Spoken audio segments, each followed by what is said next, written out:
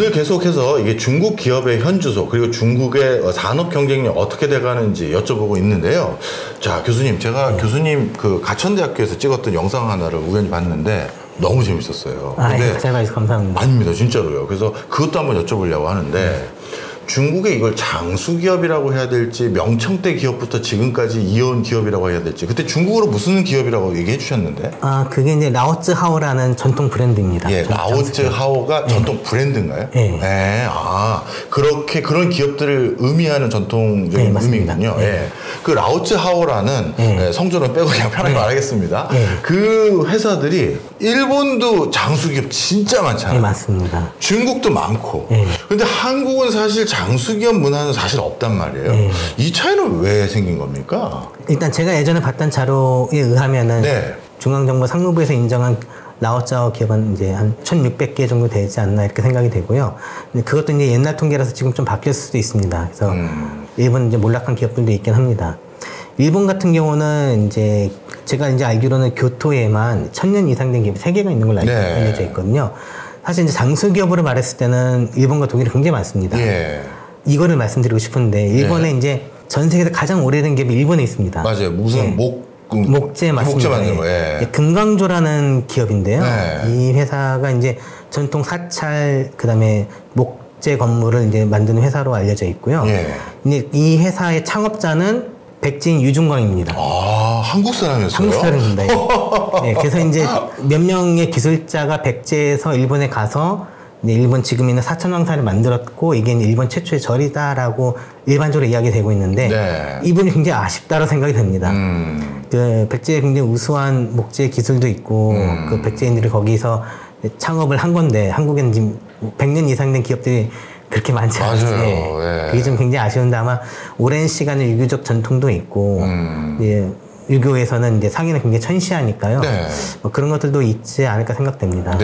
그리고 중국은 일본 같은 경우는 굉장히 지방 분권화가 될 수밖에 없는 게 예전에 막부 체제였고 그래서 그 지역마다 이제 나름의 어떤 경제권 또는 지주가 있고 또 나름의 어떤 생활력 이런 것들이 갖춰져 있었기 때문에 또 그런 것들이 가능했다고 생각됩니다. 근데 한국은 굉장히 중앙집권적이고 또 유교 문화의 과거 시험 제도 지향으로 돼 있어서 이런 것 때문에 좀 기업이나 상업이 많이 발전을 못한 측면이 있지 않을까라는 제 개인 생각이 있고요.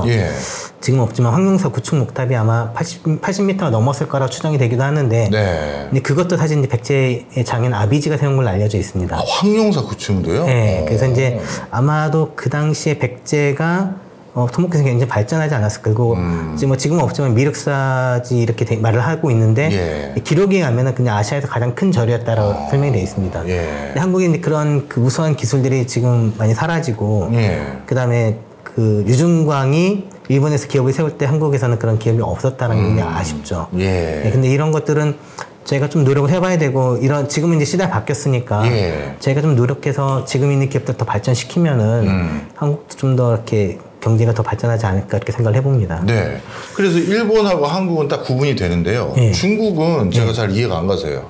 저도 일본에 장수기업이 많은 게 약간 유럽식으로 따지면 봉건제 형태로 막부의 제도가 있다 보니 그 자체적인 생태계에서 계속 자생해서 어떤 역할을 지자체에서 해야 될 기업들이 유지될 수밖에 없었던 상황들도 그런 장수기업이 생길 수 있는 터전이 됐는데 중국은 사실 굉장한 중앙 집권적인 국가 아닌가요? 황제가 있잖아요. 그리고 중국도 또 유교 사회로 그 산업공상에 대한 서열이 좀 있는 거 아닙니까? 근데 중국이 땅이 넓어서 황제의 통치력이 지방에 잘 미치지 않았고요. 그래서 이제 지방 영주는 아니지만 일종의 토 세력 같은 거 제가 삼국지 보면 그 호족들이 나오는 것처럼 토족 세력들이 있고 그 다음에 중국 사람들이 뭐 유교 전통 말하지만 생각보다 상업을 많이 이렇게 장려하기도 합니다. 그래서 이제 저희가 잘 아는 삼국지 관우가 무신이고 장군이지만 유명한 장군이지만 또 한쪽으로 해서는 그 상업의 신으로 추앙을 받고 있고요. 그래서 그 중국 사람들이 워낙 그 굉장히 돈을 굉장히 좀 중요시한 측면이 있어서 화교도 보시면 알겠지만 그 다른 이국에 갔을 때 경제를 항상 쥐고 있거든요. 저는 이거는 고대 중국에서부터 이게 좀 어느 정도 연결되는 측면이 있지 않을까라는 생각이 듭니다. 그리고 이제 뭐 중국에서 그 유교 전통 말을 하지만은 사실 유교의 영향력이 한국이 훨씬 더 강했던 것 같습니다. 근데 옛날 조선시대 이특이가 중국에서 이제 또 그 발생한 다른 유학의 흐름인 양명학을 제가 이제 기억으로는 이단이라고 평가를 했던 것 같아요. 예. 이게 주작이 정통이고 네. 새로 나온 명나라에서 이제 시작되는 그 양명학, 좀 약간 실천 위주의 유학은 이태계나 이런 학자들이 이단으로 이렇게 지정해서 이게 완전히 이렇게 좀 교조화되는 그런 느낌을 좀 가지는 것 같습니다. 네. 그런 차이들이 또 있었군요. 자, 지난 1편부터 지금까지 교수님 말씀을 쭉 듣고 보니까요. 야, 우리가 미국에게만 신경을 쓰다 보니까 중국이 뒤에서 이렇게 경쟁력과 내실을 갖춰가면서 계속 어떻게 보면 치고 올라온지 몰랐던 면도 있고 너무 우리가 못 본 척한 면도 있구나 이런 생각이 듭니다. 그러면 교수님 말을 종합했을 때 얼마 전에 대통령께서 말씀하셨던 안미 경중 우리 이제 더 이상 그 못한다 안 한다 의미 없다 이렇게 얘기하신 거 이게 아니라 중국에 대해서 우리가 경제적으로 뭔가 같이 해야 되는 겁니까? 아니면 그 중국과 경쟁 관계이기 때문에 우리가 뭐 다른 혁신 체계를 만들어야 되는 건가요? 이 대통령께서 이제 미국에 가서 말씀하신 것도 충분히 이해가 되는데 네. 제가 사실 뭐 저는 뭐 친중도 아니고 반중도 아닙니다. 예. 근데 단지 이제 뭐 친미도 아니고 반미도 아니고 단지 한국을 중심에 놓고 네. 용미와 용일과 용중과 용너가 필요하다고 생각됩니다. 아, 설명 좀 해주세요. 예. 그러니까 이제 그 중국에 대한 어떤 균형 잡힌 시각이 필요하고요. 지금 중국이 이렇게 빠르게 성장하고 있고 혁신이 굉장히 빨리 많이 일어나고 있는데 이런 상황에서 중국에 대한 모니터링이 굉장히 필요한 생각이 되고 그래서 이런 상태에서 뭐 친중이다 반중이다 이런 어떤 이념적인 거를 따지기보다는 중국에서 벤치마킹 할 건 벤치마킹 해야 되고 지금 이제 중국 기술이 한국보다 앞선 건 사실이니까 그다음에 이제 경쟁할 거는 또 경쟁하도록 저희가 중국 기업과 경제를 잘 분석할 필요가 있다고 생각됩니다. 제가 이제 다른 손자병법에 나오는 말처럼 적을 알고 나를 알면 100번 위태롭지 않다는 그런 말씀이 있지 않습니까? 그래서 제가 이제 일본은 협력할 건 협력하고 저희가 벤치마킹 할 건 벤치마킹 해야 되고 또 경쟁할 거는 중국 기업의 경제에 대해서 객관식으로 잘 분석을 해서 한국의 경쟁력과 중국의 경쟁력 또 미국의 경쟁력 장단점을 서로 잘 파악을 해가지고 여기에 객관적이고 장기적인 전략에서 국가나 기업 전략을 세우는 게 좀 필요하다고 생각됩니다. 이런 상태에서 뭐 중국이 이렇게 뭐 그 좋다 나쁘다 이런 거는 사실 큰 의미가 없고 그런 것도 말하기에는 너무 지금 시간이 촉박합니다. 한국에 남은 시간이 얼마 있지 않은 것 같습니다. 그래요? 네. 그 얘기는 달리 말하면 한국의 주력 산업군의 경쟁 우위가 몇 년 안에 중국에 다 따라잡힌다 그 얘기시네요. 일본 상당수가 많이 따라잡혔고요. 벌써. 그렇게 따라잡혔고 저희가 이제 그 미국이 공격하던 그 몇 년 전에 중국 기업들 타격을 받았던 것만 뉴스에 나와서 그 인식이 남아 있는데 실제로는 중국 기업들 그 사이에 약간 주춤했지만은 지금 굉장히 혁신이 많이 일어나서 발전하고 있고요. 지금 상황에서는 한국이 중국보다 좀 뒤처지는 것 같습니다. 특히 뭐 로봇, 안면 인식, 드론, AI 등등 여러 면에서 그리고 거기에 대한 기술이나 기술자, 그다음 특허가 한국보다 훨씬 많습니다. 논문 수도 훨씬 많고요. 이런 것들을 저희가 잘 파악을 해서 그 협력할 건 협력하고 벤치마킹 할 건 벤치마킹 해야 되고 또 경쟁할 거는 저희가 잘 파악해가지고 한국이 계속 그 성장할 수 있게끔 그 경쟁력을 유지하는 게 중요하죠. 장기적인 관점에서. 중국 기업들이 물론 이제 산업 분야마다 다르고 주력 비즈니스 모델마다 좀 차이는 있겠습니다만 중국 기업들이 지금 가장 영순위로 공략하려는 매출처, 즉 시장은 어디입니까? 내수입니까? 동남아입니까?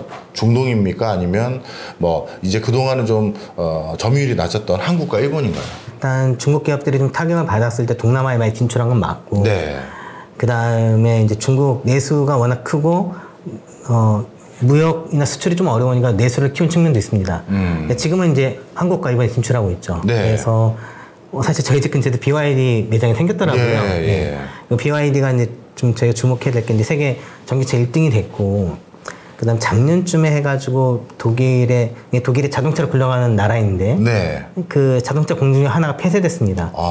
그 중국의 전기차들이 유럽에서 너무 이렇게 활개를 치니까 전통 그 자동차 강국인 독일에서 공장 하나 폐쇄된 거예요. 이게 이슈가 됐죠. 유럽에서는. 한국에서는 제대로 많이 보도가 되지는 않았지만 지금 중국 전기차가 전 세계를 휩쓸고 있다고 보시면 될 것 같고요. 근데 그렇게 동남아나 이제 남미로 많이 진출을 하다가 지금 한국에 진출해서 한국의 기업들을 지금 공략하려고 하는 것 같습니다. 여러 면에서요. 네, 그렇군요. 그러면 중국의 이런 여러 가지 기술적인 성과들 그리고 기업들의 여러 제품들이 세계 시장으로 뻗어나가는 이 과정에서 중국 내부에서 가장 큰 허들, 그건 역시 미국의 견제인가요? 네, 그렇다라고 보시면 될 것 같습니다. 일단 미국이 견제를 하고 있고 뭐 작은 허들이라고 할 수 있는 것들은 중앙정부의 뭐 지나친 간섭도 있을 수 있고 그다음에 또 인구가 이제 중국도 앞으로 감소할 수 있다, 노령화되고 있다, 뭐 이런 것들도 일종의 작은 허들이라고 볼 수 있을 것 같습니다. 네.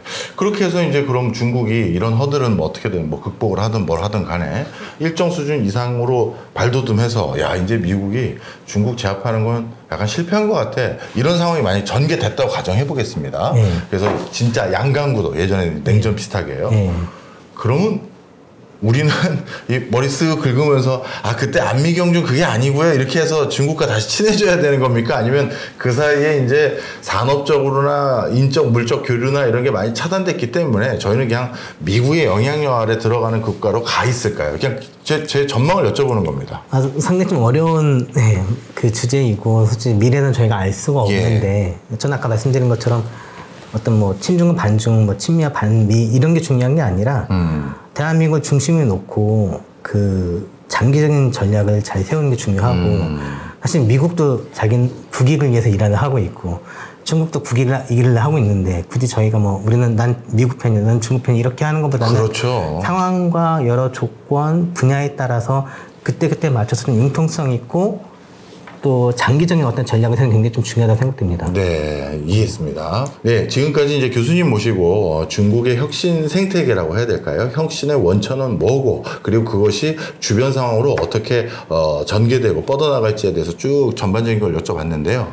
이제 우리나라 얘기를 안 여쭤볼 수 없어요. 학교에도 계시고 학생들 창업이나 아니면 진학지도 이런 것도 도와주실 것 같으니까요.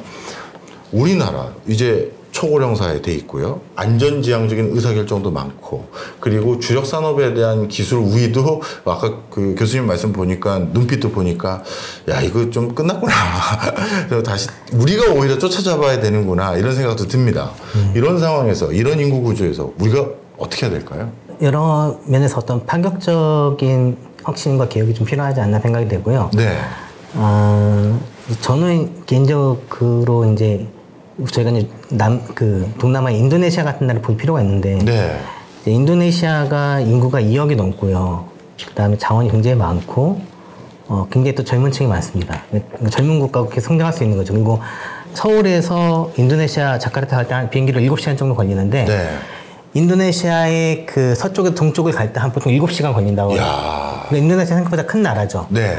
근데 저희가 이제 한국 사람들이 인도네시아 잘 모르는데 지금 교수님 말씀하신 건 여러 문제들이 있고 이 문제가 잘 해결되지 않고 저희가 혁신과 개혁을 게을리해야 한다면은 어떤 장기적이고 어떤 전략적인 안목이 부족하다면은 저는 한 3, 40년 뒤에 저희가 인도네시아보다 가난해지지 않을까 이렇게 생각이 되거든요.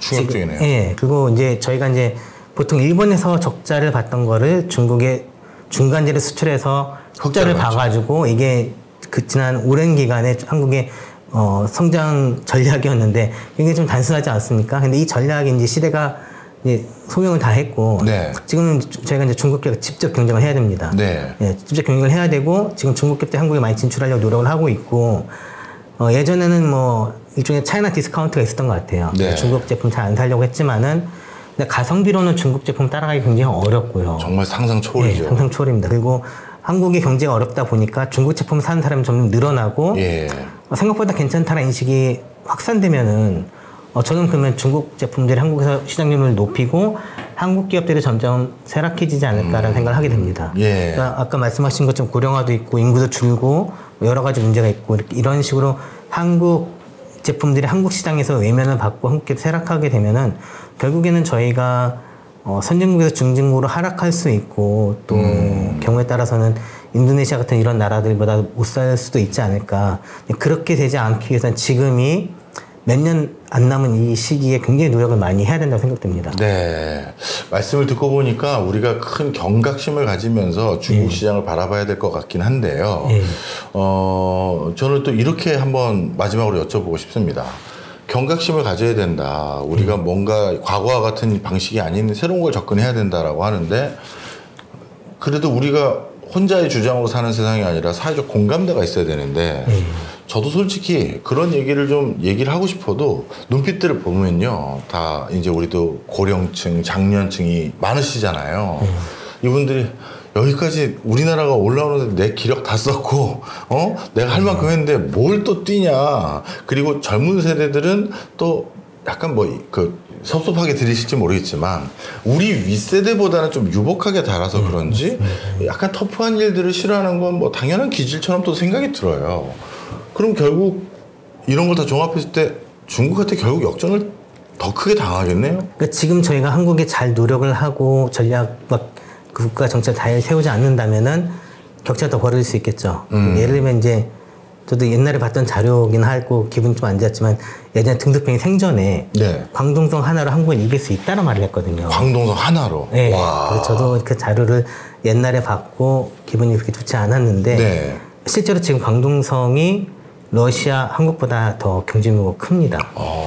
저희가 잘 모르는 상태에서 경제가 그렇게 발전한 건데 그래서 광동성에는 뭐 굉장히 여러 과학 실험들이 기술 실험들이 진행되고 있고 굉장히 빠르게 성장하고 있습니다. 예전에는 이제 홍콩 옆에 심천이 있었는데 네. 지금은 느낌이 심천 옆에 홍콩이 있는 그런 식으로 좀 뉘앙스나 분위기가 바뀌고 있습니다. 이야. 네, 그래서 이런 상태에서 저희가 이제 지금 그동안 많이 한국 노력해서 이제 굉장히 가난한 나라에서 선진국이 됐지만은 지금 다시 노력하지 않으면은 예전에 겪었던 가난과 약소국의 서름을 다시 느낄 수 있습니다. 네. 그렇게 되려면 지금 많이 노력을 해야죠. 네. 네. 그러면 진짜 마지막 질문입니다. 우리가 노력해야 된다, 변화해야 된다 말씀을 많이들 하실 거 아니겠습니까? 학계에서도 그렇고 정치계에서도 그렇고 기업계에서도 그렇고요. 그런데 우리 한국인들 또 기질 아시잖아요. 숙제를 제대로만 주면 또 열심히는 해요. 그잖아요. 그럼 맨 앞에 볼링으로 따지면 킹핀 이걸 쓰러뜨려라. 그럼 나머지가 쓰러진다 라는 게 있다면 뭘 해야 될까요? 어떤 분들은 교육개혁해야 된다라고 얘기도 하고 어떤 분들은 근로노동개혁해야 된다고도 하고 뭐가 필요할까요? 이런 생각 드는데요. 예. 중국의 나름 독재고 단점이 있지만 나름의 장점이 있는 거는 네. 미실 정치이긴 하지만은 중국에서는 그 정치계에서 좀 유망주 엘리트들을 지방이나 어려운 지역으로 보내서 거기 성과를 내면은 중앙정부로 이렇게 올라오게 합니다. 네. 그런 식으로 돼 있고 정권이 좀 장기 집권돼서 그런지 모르지만은 좀 정책이 좀 안정적입니다. 네. 장기적으로 이렇게 바라보고 있고요. 네. 그래서 한국 너무 정책이 자주 바뀌고 맞아요. 장관도 너무 수명이 짧아서 정권도 좀 이렇게 길게 가서 좀 장기적으로 이렇게 안정된 정책을 펼치는 게 중요하고 지금 상태에서는 한국의 상황을 정확히 인식하고 또 국민들 홍보하면서 올바른 국가 정책과 비전이 필요하지 않나. 예. 예전에 한국이 가난했을 때 단순하지만은 잘 살아보자 이런 운동이 있었던 것처럼 그런 구호가 있었던 것처럼 지금 한국도 그런 정책과 비전이 필요하고 이런 것들을 통해서 사람들이 다시 하나로 모아져서 앞을 향해 달릴 수 있게 하는 그런 노력이 필요하지 않을까 생각이 듭니다. 네, 알겠습니다. 지난 시간과 이번 시간에 이어서 우리 중국에 지금 어떤 상황인지 하나씩 모니터하기 위해서 교수님 모셔서 얘기 나눠봤는데요. 저도 몰랐던 것도 많이 알게 됐고 그리고 우리가 지금 어떤 위치에 있는지에 대해서 좀 더 객관적으로 생각할 수 있는 기회였던 것 같습니다. 오늘 시간 내주셔서 다시 한번 감사드립니다. 그렇습니다.